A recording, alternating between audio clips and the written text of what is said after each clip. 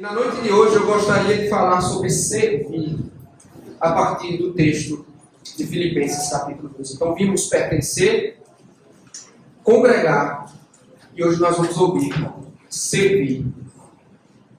Filipenses capítulo 2, do verso 1 ao 11.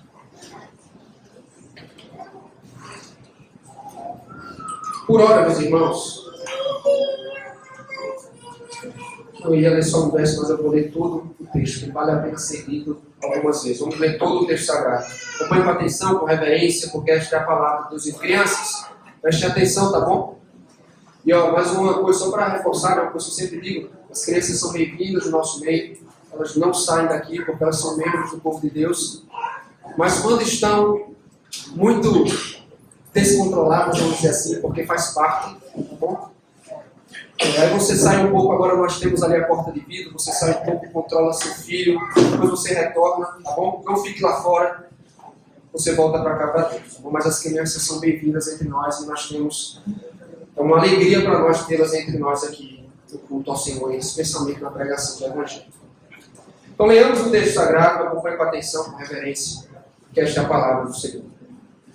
Se há, pois, alguma exortação em Cristo, alguma consolação de amor, alguma comunhão do Espírito, se há entranhados afetos e misericórdias, completai a minha alegria, de modo que penseis a mesma coisa, tenhais o mesmo amor, sejais unidos de alma, tendo o mesmo sentimento.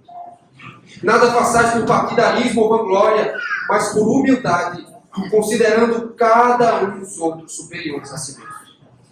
Não tenha cada um em vista o que é propriamente seu, senão também cada qual o que é dos outros. Tende em vós o mesmo sentimento que houve também em Cristo Jesus, pois ele, subsistindo em forma de Deus, não julgou como usurpação ser igual a Deus. Antes, a si mesmo se esvaziou, assumindo a forma de servo, tornando-se em semelhança de homens e reconhecido em figura humana.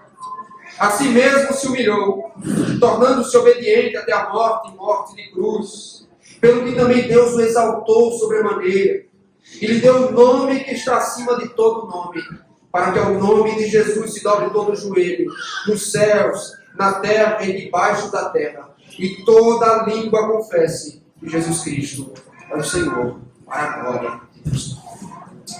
Senhor, nós estamos diante de um texto tão glorioso, Senhor. Sem o Teu Espírito eu não posso pregar. Sem o Teu Espírito, meus irmãos não podem tirar proveito dele. Então, Deus abençoa a Tua igreja nesse instante, ao que prega, ao que ouve, de modo que o Senhor seja glorificado. Sejamos alimentados por Tua palavra, em nome de Jesus. Amém. Em seu livro, Lutando contra Satanás, o pastor reformado Joel Bick escreveu o seguinte sobre Satanás: ele caiu de sua alta posição por tola ambição de derrubar o Deus da glória. O pecado de Satanás teve sua origem no orgulho, cresceu em auto-engano e acabou em ambição rebelde. Só que no Éden, meus irmãos, o homem e a mulher não fizeram tão diferente assim. A ambição de ser como Deus tomou o seu coração e os levou a pecarem contra o Senhor. O orgulho foi o primeiro pecado, tanto entre os anjos como entre os homens. Quando ele é semeado em qualquer esfera da vida, seu resultado é destruição, e eu diria principalmente dentro da igreja. É pensando nisso que Paulo exorta os filipenses em favor da humildade cristã. Se você deseja se parecer com Jesus Cristo, prepare-se para abandonar o seu orgulho e para percorrer a estrada da humildade e do serviço, juntamente com os filipenses. Você sabe que essa carta foi escrita quando Paulo esteve preso em Roma. E no capítulo 1 desta carta, Paulo convoca os seus destinatários a permanecerem firmes e unidos diante dos adversários do Evangelho. Essa será a sua grande preocupação daqui em diante, fortalecer a unidade da igreja. Embora fossem uma igreja saudável, a vaidade e a competição ameaçavam o seu bem-estar espiritual. Quando vamos ao capítulo 4, descobrimos que há duas irmãs que estavam em rixa, Evódia e Sinti. No capítulo 2, Paulo nos informa que existiam queixas, rivalidades egoístas e discussões. E então nos perguntamos como resolver este problema. O que colocaria um fim na desunião e no orgulho presente naquela igreja? E aqui Paulo, meus irmãos, ele se porta como um médico e ele prescreve um remédio. Doses de humildade cristã. Essa virtude é o tema central que percorre Filipenses 2, do 1 ao 11. E embora o termo só apareça no verso 3, o seu conceito é amplamente desenvolvido em toda a sessão. Então Paulo não só nos exorta a percorrer esse caminho, mas ele aponta para Cristo. E diz, eis o modelo supremo da verdadeira humildade, o Redentor. Então, nós aprendemos aqui com os filipenses que o Evangelho, meus irmãos, produz crentes humildes. O Evangelho produz servos à semelhança do servo sofredor. E na noite de hoje eu queria meditar com os irmãos sobre servir, mas especificamente pensando no tema deste texto, queria dar o seguinte tema ao sermão: o chamado da humildade cristã. O chamado da humildade cristã. Qual é o chamado da humildade, meus irmãos? Ou porque todo cristão precisa atender esse chamado. Então, com esse glorioso texto de Paulo, nós aprendemos que este é um chamado indispensável, necessário, tanto para a nossa espiritualidade, como para o nosso bem enquanto igreja local. Sendo assim, no verso 1 a 4, eu quero partir com os irmãos do dever da humildade cristã. Verso 1 a 4, o dever da humildade cristã. Volte mais uma vez seus olhos para o verso 1, que diz assim: se há, pois, alguma exortação em Cristo, alguma consolação de amor, alguma comunhão do Espírito, se há entranhados afetos e misericórdia. O se no início da frase não é uma conjunção condicional. Paulo não está dizendo se, caso estejamos em Cristo, nós temos todas essas coisas. Na verdade, irmãos, o termo funciona como uma conjunção explicativa. O que implica dizer que Paulo está dizendo, visto que, ou já que temos todas essas bênçãos em Cristo. Ou seja, trata-se de uma afirmação, de uma declaração de fato. Em Cristo, os filipenses receberam encorajamento e consolo da parte de Deus. Diante do sofrimento e da oposição que enfrentavam, o apóstolo nos assegura aqui que Deus colocou-se ao seu lado com o encorajamento do Evangelho e com a experiência do amor de Deus. Além do mais, ele também os abençoou com a comunhão e a afeição do Espírito Santo, e através deste Espírito, o Deus de compaixão e misericórdia havia gerado também compaixão e misericórdia no coração da igreja em favor uns dos outros. Sendo assim, Paulo está dizendo, uma vez que todas essas dádivas nos pertencem, então ele introduz o verso 2. Completai a minha alegria, de modo que penseis a mesma coisa, tenhais o mesmo amor, sejais unidos de alma, tendo o mesmo sentimento. Então a ordem determinante aqui é: completem a minha alegria. O que vem antes nos prepara para este pedido. E o que vem depois nos explica como devemos atender. Então note que a maior preocupação de Paulo, estando preso em Roma, não é sua rápida libertação da prisão, mas é o progresso espiritual dos filipenses. Porque estava longe, meus irmãos, de ser alguém autocentrado. A alegria do apóstolo está nos filipenses. E ele diz: minha alegria vai aumentar se vocês se unirem e crescerem no Evangelho. Então, completar a sua alegria, diz o texto, significa ter o mesmo modo de pensar, o mesmo amor, serem unidos de alma e o mesmo sentimento. Então essas expressões unidas representam o quadro ideal da unidade da igreja. As expressões aos extremos falam de unidade de convicção, que são o mesmo modo de pensar e um só sentimento. E as expressões que se encontram ao meio falam de unidade de afeição. Um só coração e um só espírito. Em outras palavras, a alegria de Paulo, preso em Roma, estará completa quando os filipenses estiverem unidos, tanto na doutrina como na prática do amor cristão. Mas como é que isso funciona na prática, pastor? Ele explica nos versos 3 e 4. Nada façais por partidarismo ou vanglória, mas por humildade, considerando cada um os outros superiores a si mesmo.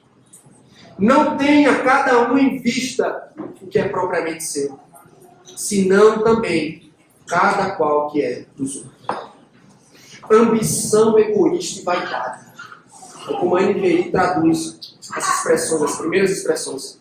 E sobre estas duas, Calvino diz, são as duas pestes que perturbam a paz e a unidade da igreja. E segundo Paulo, os filipenses não deveriam ser governados por um espírito egoísta, partidário, de autopromoção que cria conflitos e divisões. Como é que eles deveriam viver? Com humildade. É interessante porque na cultura greco-romana, a cultura na qual esta epístola foi redigida, humildade era uma virtude desprezível. Tanto que na cultura grega, por exemplo, nem existia uma palavra no vocabulário para humildade. E nem uma cultura de superioridade, de autoexaltação. Paulo está dizendo, vocês devem andar na direção contrária. Ao invés de se preocupar com vocês, com seus próprios interesses, vocês devem lidar com as necessidades de seus irmãos da fé. Porque essa é a essência da humildade. Os filipenses não deveriam ceder à tentação de se exaltar acima dos outros, mas cultivar humildade. E a humildade cultivada gera amor, preocupação, serviço em favor dos irmãos. Eis a humildade na prática que resulta em unidade na igreja. Então vamos às aplicações agora. A primeira aplicação do texto. Preste atenção. Ser humilde envolve valorizar e priorizar os interesses dos nossos irmãos. Ser humilde envolve valorizar e priorizar os interesses dos nossos irmãos. O apóstolo está combatendo, queridos, o espírito individualista da época que havia se infiltrado no meio da igreja. E na cultura greco-romana, cujos valores eram baseados em força, em independência, em superioridade, ser humilde é ser fraco. Era ser fraco. E é interessante porque as coisas também são assim nos dias de hoje. As coisas são exatamente assim. Pense nos slogans modernos. Coloque-se em primeiro lugar. Não se preocupe com o que os outros pensam. Você precisa de amor próprio. O que há por trás, irmãos, desses slogans aparentemente inocentes é a tendência de autopromoção, de autoexaltação, porque somos também criados em uma cultura extremamente individualista, competitiva. É assim que funciona o mercado de trabalho. As instituições acadêmicas da mesma forma e até mesmo as relações sociais funcionam dentro desta dinâmica de competição, o melhor sobretudo. E é claro que isso não é no todo ruim, mas quando este espírito invade a igreja, torna-se uma tragédia. Como é que costuma acontecer quando os crentes passam a enxergar uns aos outros como rivais, ao invés de irmãos? Nós passamos a fazer um julgamento equivocado tanto a nosso respeito, como a respeito de nosso próximo. Nós passamos a supervalorizar nossos dons, nossas contribuições. Nos colocamos em pedestais, desprezando e diminuindo nossos irmãos na fé.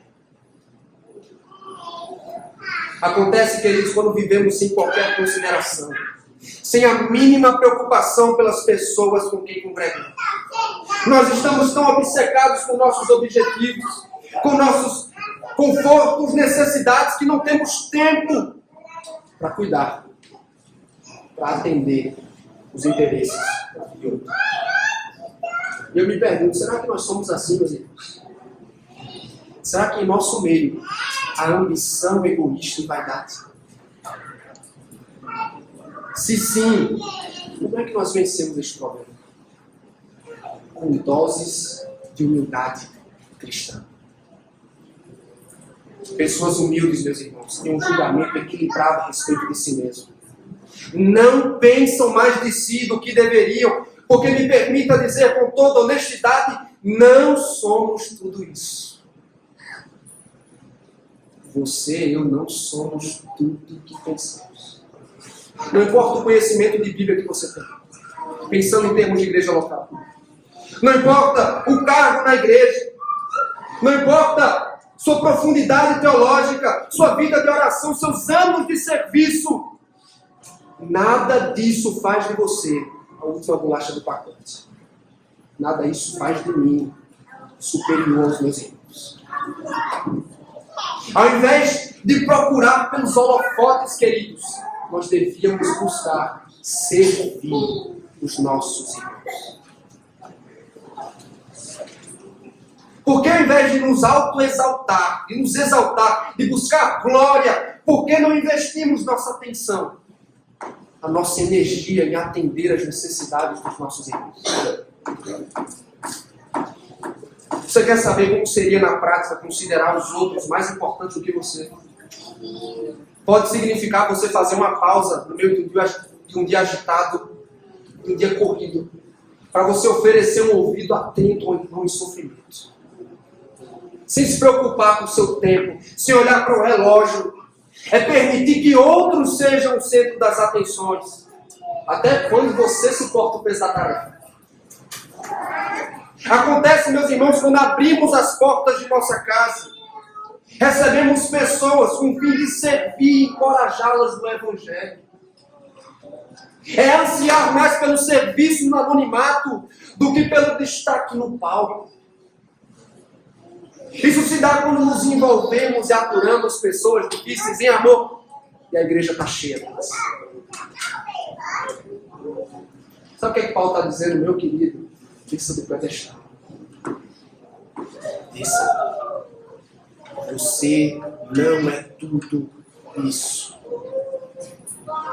Crianças, preste atenção aqui, ó. Preste atenção aqui, tá bom? Tá atento, Eric? Cadê a Sara? Sara está atenta? Isso. Tem um filme, o filme preferido do pastor, que se chama O Senhor dos Anéis. Filme, o livro, o pastor ama esse livro. No final do Senhor dos Anéis, Sara, presta atenção. Tem uma cena que para mim é uma das minhas preferidas, que é assim, ó. A guerra contra o Senhor das Trevas foi vencida. E aí chegou a hora da coroação de Aragorn. Ele vira um rei de Gondor. E depois que a coroação do rei acontece no filme, e aí os hobbits aparecem, os hobbits eram pequenininhos, assim que nem vocês. Né? E aí os hobbits se curvam diante do rei. Imagina, não tinha ninguém mais importante do que o rei. Sabe o que é que o rei faz? Ele fala assim, ó, meus amigos, vocês não vão se curvar diante de ninguém. Sabe o que é que acontece? O rei se curva diante dos hobbits. Você já imaginou que coisa estranha? Como é que um rei pode se curvar diante de alguém? É o que acontece no filme. Foram os hobbits que destruíram, que levaram o anel até a montanha da perdição. Mas eles não eram os mais fortes. Eles não eram os maiores. Mas o rei se ajoelha diante deles. Isso é humildade, queridos. É mesmo quando os outros não parecem ser superiores, nós os consideramos superiores a nós mesmos. Mas de onde virá a força e o poder para nós sermos humildes, irmãos? Tanto para a humildade como para a unidade, nós dependemos das bênçãos que temos em Cristo. Se para alcançarmos essas coisas, meus irmãos, dependêssemos de nossa força, de nossa disposição, esqueça, jamais as alcançaríamos. Mas o texto nos diz que por causa do Evangelho, nós temos graça e força para sermos uma igreja humilde e unida. Como Paulo destacou, nós temos a exortação de Cristo pela palavra. Nós desfrutamos a experiência do amor de Deus. Contamos com a comunhão do Espírito. O que mais nós precisamos? Nós temos o suficiente, mais do que o suficiente, para sermos humildes diante de Deus e dos homens. Nós estamos meditando no tema chamado da humildade cristã. Nós vimos primeiro sobre o dever da humildade. Nós vamos agora, em segundo lugar, para o modelo da humildade. O modelo da humildade. A humilhação de Cristo. Versos 5 a 8. Leamos o verso 5. Tende em vós o mesmo sentimento que houve também em Cristo Jesus. Então, primeiro Paulo apresenta a obrigação dos filipenses. Agora ele apresenta a razão para atendê-los. Basicamente, Paulo apresenta aqui Cristo como modelo supremo da verdadeira humildade. E o que exatamente Jesus Cristo fez, meus irmãos? A partir daqui, Paulo faz uso do que possivelmente foi uma canção da igreja do primeiro século. E essa é uma das mais belas apresentações da identidade da pessoa, da obra do Redentor. É teologia profunda em forma de poesia. E ele diz no verso 6, pois ele, Cristo, subsistindo em forma de Deus, não julgou como usurpação o ser igual a Deus. Então o apóstolo começa colocando Cristo no mais alto nível, ou seja, afirmando sua plena divindade. Entenda, subsistir em forma de Deus significa possuir a natureza que somente Deus tem. Portanto, Cristo, a segunda pessoa da Trindade, não veio a existir em Belém. Antes, desde toda a eternidade, ele era plena e verdadeiramente divino. E como Filho eterno de Deus, ele sempre possuiu, irmãos, note os termos, a condição de co-igual, co-eterno com Deus Pai. Nós ouvimos isso no início do Evangelho de João. No princípio era o Verbo. O Verbo estava com Deus. E o Verbo era Deus. Cristo é Deus. No entanto, o mais impressionante é a sua atitude. Ele diz, não se apegou ao fato de ser igual a Deus. Ou seja, ele não se agarrou à posição e às suas prerrogativas privilegiadas. Ele não tirou vantagem da sua posição, não reivindicou seus direitos como Deus, não apegou-se à glória que tinha na eternidade para cumprir a missão que ele recebeu do Pai. O que mais ele fez, meus irmãos? Verso 7, acompanha o texto. Antes, a si mesmo se esvaziou, assumindo a forma de servo, tornando-se em semelhança de homens e reconhecido em figura humana. É importante pontuar também, queridos, que esvaziar-se a si mesmo não significa abrir mão da natureza divina. Tampouco significa dizer que Cristo substituiu ou trocou sua divindade pela humanidade. Em vez disso, Paulo está simplesmente dizendo, ele assumiu a natureza humana. Embora ele permanecesse sendo plenamente Deus, Cristo, o Filho de Deus, acrescentou à sua pessoa uma natureza humana, com todas as limitações, mas sem pecado. Dessa forma, ele escolheu não exercer todos os seus direitos, não manifestar plenamente a glória dos seus atributos durante o tempo de seu ministério terreno. E eu imagino, meus irmãos, que enquanto ouvem a carta sendo lida, os filipenses estavam espantados, boquiabertos, porque Paulo está dizendo: este ser exaltado fez um caminho contrário de vocês. Aquele que desfrutava a comunhão perfeita com Deus, que recebia a adoração dos anjos nos céus, ao invés de se apegar aos seus privilégios, de centrar-se em si mesmo, ele assumiu o status, a posição de servo. Ele desceu à mais alta posição para tornar-se um servo. Mas com que propósito? Verso 8. A si mesmo se humilhou, tornando-se obediente até a morte, e morte de cruz. Em obediência ao Pai, queridos, o Filho assumiu a natureza humana para atender à missão que recebeu. E essa missão foi uma humilhação. Do momento que Cristo nasceu ao momento que ele foi sepultado, foi uma completa humilhação. Por quê, meus irmãos? Porque ele tornou-se um ser dependente, ele submeteu-se a sofrimento, a rejeição e, por fim, uma morte agonizante. Porque no tempo antigo não existia nada pior do que a cruz. Era tão repugnante, era tão asquerosa, que os piores, os maiores malfeitores somente, eram presos no madeiro. Tanto que a lei romana impedia, um cidadão romano não podia ser morto numa cruz. Mas eis o que diz o texto, eis o que diz a narrativa, que o Deus homem recebeu esse tratamento cruel, foi condenado, pregado numa cruz romana. E aí João Calvino diz, quando Cristo morreu dessa forma, ele não estava somente debaixo da maldição dos homens, estava principalmente debaixo da maldição de Deus, porque está escrito: maldito todo aquele que é pendurado no madeiro. E por que ele o fez, irmãos? Porque Cristo se humilhou a tal ponto, porque colocou-se sob a maldição de Deus. E aí Paulo, quando escreveu a segunda carta aos Coríntios, ele diz: Deus tornou o pecado por nós.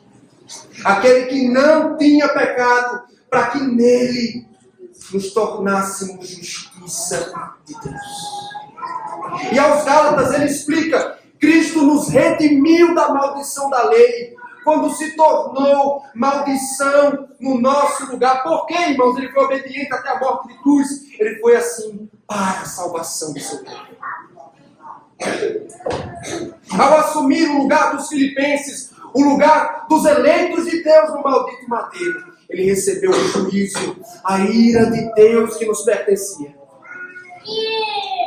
Mas por causa de sua obediência perfeita, ele pode nos abençoar com graça, com justificação, com comunhão com Deus.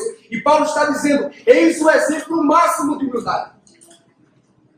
Ninguém nunca começou tão alto, ninguém nunca desceu tão profundo como Cristo.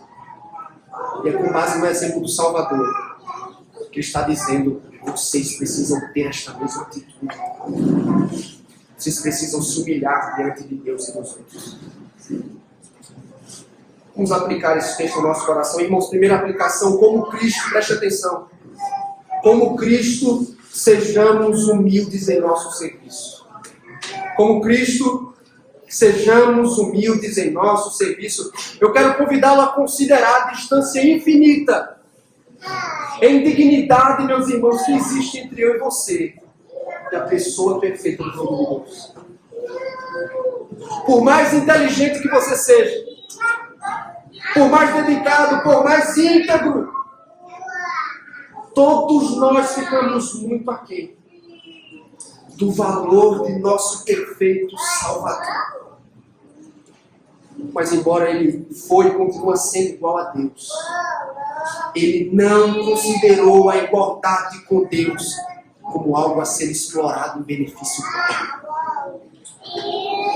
Ele não se utilizou de seu prestígio e posição para engrandecer a si mesmo, porque na sua posição, meus irmãos, em sua majestade, ele podia demandar que todos o servissem, mas em suas próprias palavras, Ele disse: pois o Filho do Homem não veio para ser servido, mas para servir e dar sua vida em resgate de poucos.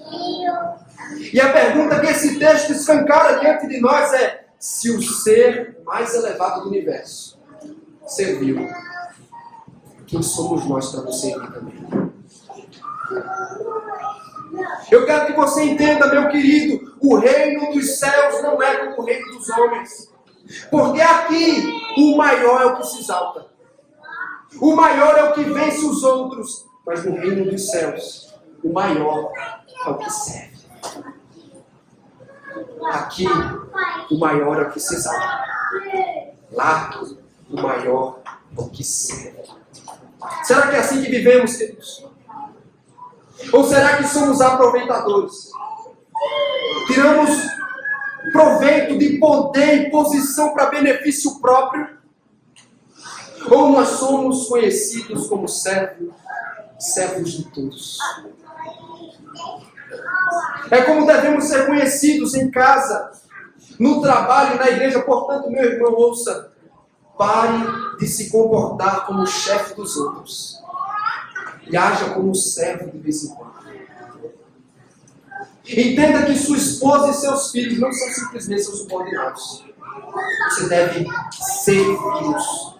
O mesmo vale para as esposas. Filhos, crianças, prestem atenção aqui, ó. Benjamin, Eric, todas vocês. Vocês não podem ser um fardo para os pais de vocês. Não pode reclamar quando seus pais pedirem para servir.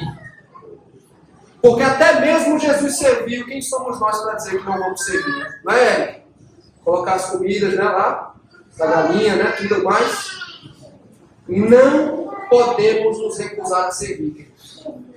Se Cristo serviu, quem somos nós para não fazer? E pensando em termos de igreja, queridos, como ouvimos nos demais sermões dessa série, não sejamos apenas consumidores, que esperam e desejam os benefícios.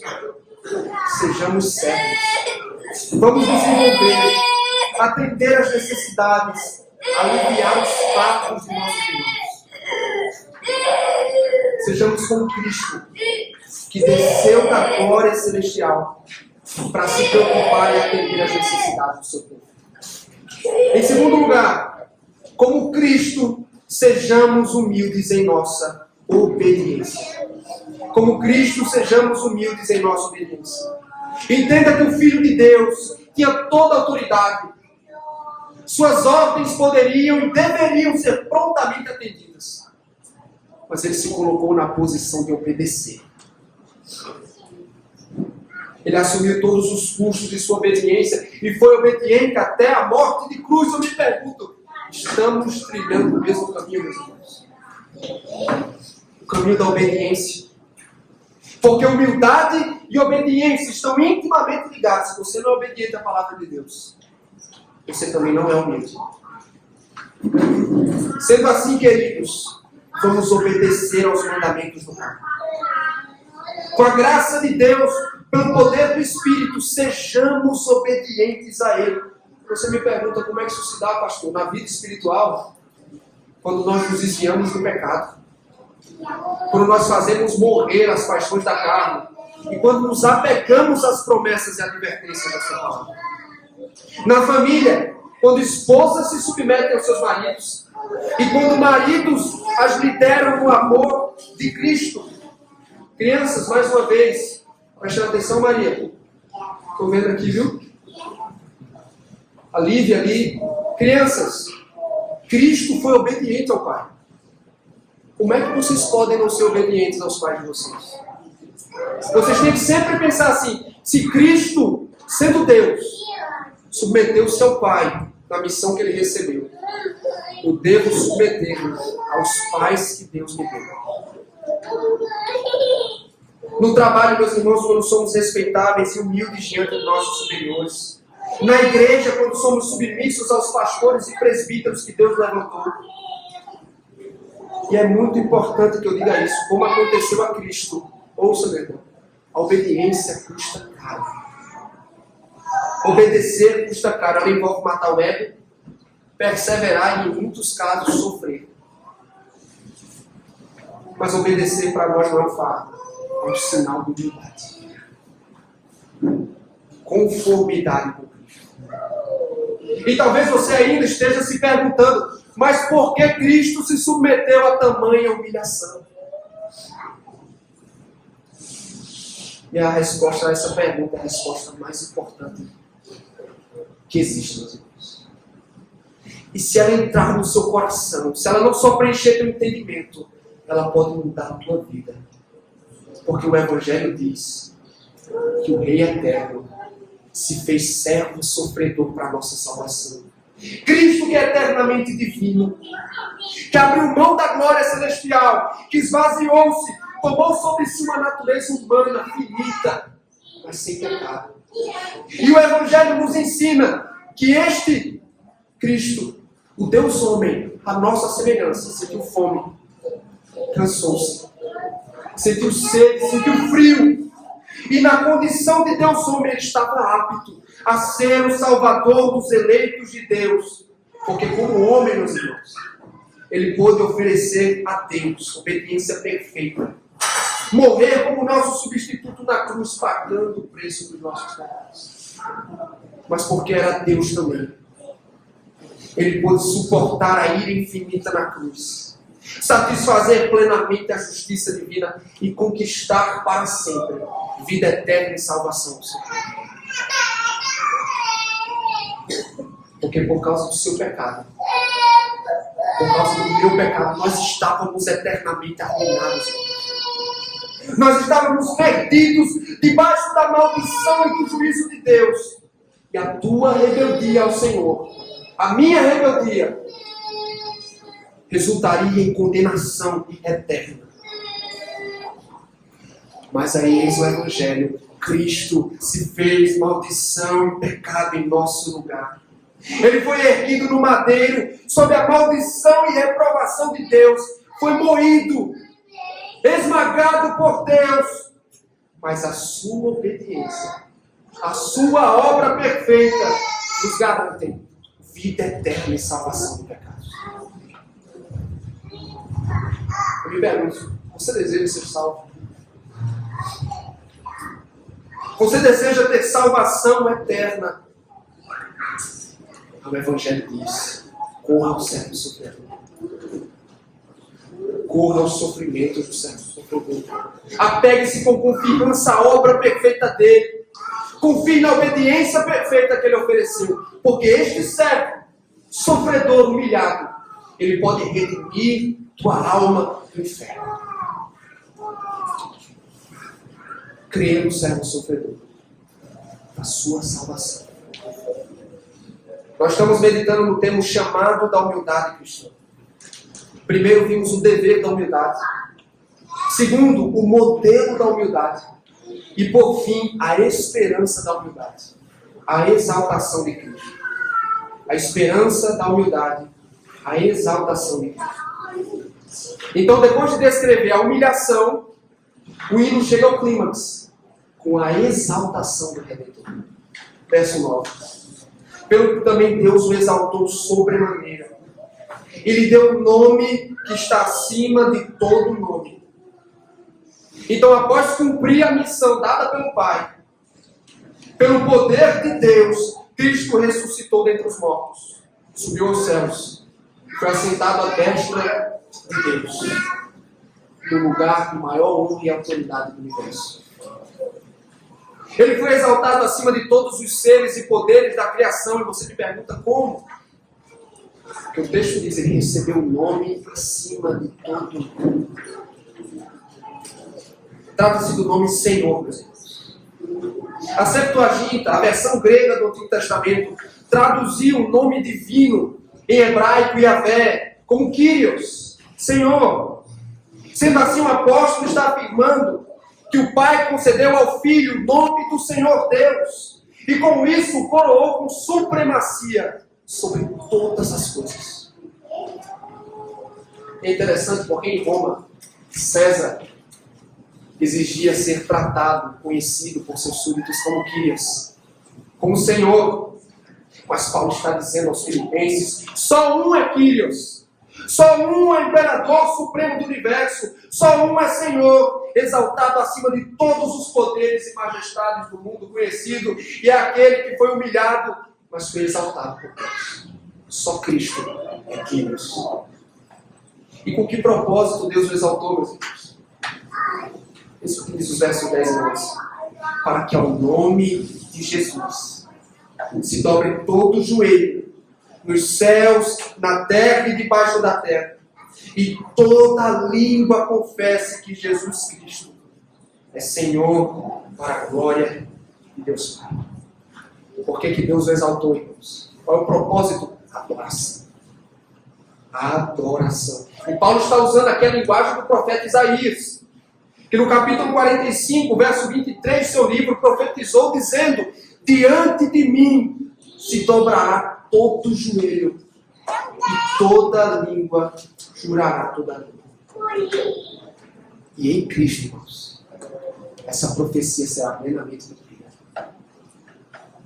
Naquele dia, todos sem exceção se curvarão em reverência ao Rei. Isso inclui as criaturas celestiais, anjos e demônios. Inclui os vivos, ímpios e fiéis. E até mesmo os mortos debaixo da terra serão ressuscitados para reconhecer o seu senhorio. E não só isso, todos os povos, todas as tribos da terra, em seus idiomas e dialetos, confessarão abertamente naquele dia que só Jesus é Deus, só Jesus é o regente do universo, só Ele é o imperador supremo, só Ele é o Deus encarnado. Ele terá seu poder, sua majestade reconhecida em todos os idiomas e dialetos possíveis. Toda língua vai confessar, só Jesus Cristo é o Senhor. Ele vai receber a adoração de toda a ordem criada. E qual é o propósito final disso tudo? É a glória de Deus Pai. É para a glória de Deus. E esse texto nos oferece uma esperança poderosa. Você quer trilhar o caminho da bondade? Eis a esperança que esse texto nos oferece. Como Cristo e com Ele, preste atenção. Como Cristo e com Ele, os humilhados serão exaltados. Como Cristo e com Ele, os humilhados serão exaltados. O evangelista Lucas registrou, pois todo, nas palavras de Cristo, todo que se exalta será humilhado, mas o que se humilha será exaltado. E Tiago, meu irmão de Jesus, exortou em sua carta: humilhai-vos na presença do Senhor, e Ele vos exaltará. O ponto, meus irmãos, é que ninguém nunca se humilha verdadeiramente diante de Deus sem ser exaltado por Deus, nesta vida ou no porvir. O fato é que Deus não se esquece da verdadeira humildade. E de fato, para este mundo corrompido, caído, cujos valores são contrários aos do reino de Deus, a humildade não vale de nada. Na verdade, os humildes são perdedores, são fracassados, são tolos, porque abrir mão de seus interesses, cuidar das necessidades dos outros, priorizar os interesses do próximo acima dos meus, diz o mundo, é perda de tempo. É investir energia, tempo no lugar errado. Afinal de contas, você tem que pensar em si. Você tem que amar a si mesmo. Você tem que servir a si mesmo. Coloque-se em primeiro lugar. E muitas vezes nós acabamos acreditando nesta mentira. Vivendo assim. E aí nós nos sentimos tentados a trilhar a roda da autoexaltação. E o texto diz: você não precisa fazer isso. Por que, meus irmãos? Porque em breve Cristo há de nos exaltar. Cristo há de nos exaltar com Ele. Uma vez que cremos nele, diz Paulo aos Efésios, nós já estamos assentados com Ele nos lugares celestiais, mas está chegando o dia, meus irmãos, em que o Senhor, Kyrios, o nome que está acima de todo nome. Como registrou o Apocalipse capítulo 5, o Cordeiro que antes esteve morto e humilhado, mas que recebeu poder e autoridade para julgar. O Alfa e o Ômega, o regente do universo, o redentor dos eleitos de Deus. Ele vai voltar. E ele vai recompensar e exaltar consigo o seu povo. Meu querido, o seu status diante dos homens não é tão importante assim. A visão que as pessoas têm de você não é tão importante assim. Porque no fim das contas, eu quero que você não esqueça disso. A vida não se resume ao ponto que você chega alto, segundo o Evangelho. Tudo se resume ao quão baixo você foi em humildade. No fim das contas, diante de Deus, não vai importar o quanto você subiu e escalou diante dos homens, mas o quanto você desceu diante deles em humildade, Senhor.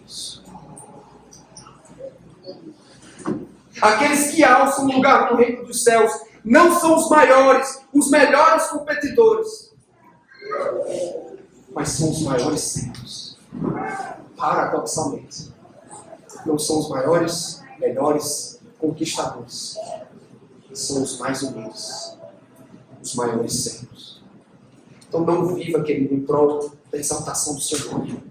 Não seja um escravo do prestígio, porque em Cristo há maiores e melhores recompensas aos humildes de coração. No lugar do reino dos céus.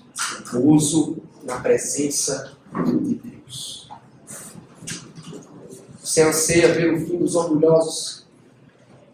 Você anseia pelo juízo sobre os altivos. Você está cansado de ver o justo sofrendo e o ímpio prosperando, como Asaf no Salmo 73. Retorno do Senhor, meus queridos. Crianças, prestem atenção. O retorno de Jesus. Até mesmo os maiores inimigos do Senhor. Aqueles que parecem ser mais fortes. Naquele dia, mesmo que eles não queiram, os joelhos deles não vão se sustentar. Eles vão se dobrar diante de Jesus. Eles vão reconhecer sua majestade. Nem a língua deles eles vão conseguir controlar. Porque a língua deles vai confessar que só Jesus, só Cristo é Senhor. E naquele dia, meus irmãos, for humilhado Cristo, que já foi exaltado, Ele será plenamente exaltado dentro dos nossos olhos. E nós seremos exaltados por Ele. Eis a glória do Evangelho. E eis a poderosa esperança que nós temos. Os humilhados serão exaltados. Porque essa foi a rota que Cristo criou. Amém? O orgulho foi o primeiro pecado, tanto entre os anjos como entre os homens. E quando ele é semeado em qualquer esfera da vida, esse resultado de destruição e tragédia.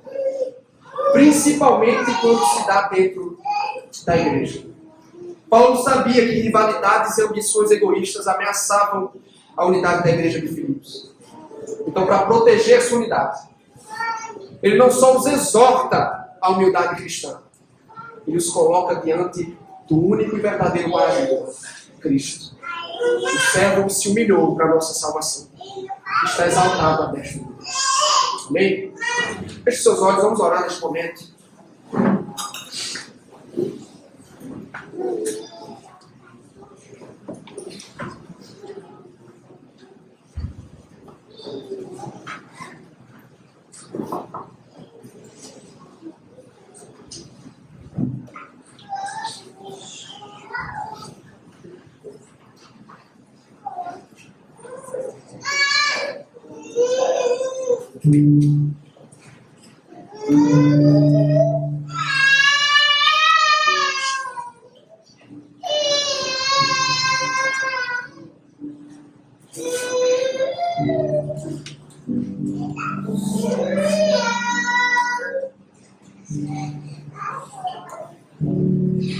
Ó Senhor, ajuda-nos, ó Deus.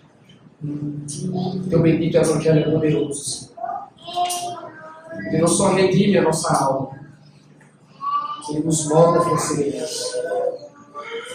Então peço a Ti, ó Deus, que o Teu Evangelho poderoso, a Tua palavra, que Ele transforme-nos, ó Deus, em crentes humildes e servos do Senhor.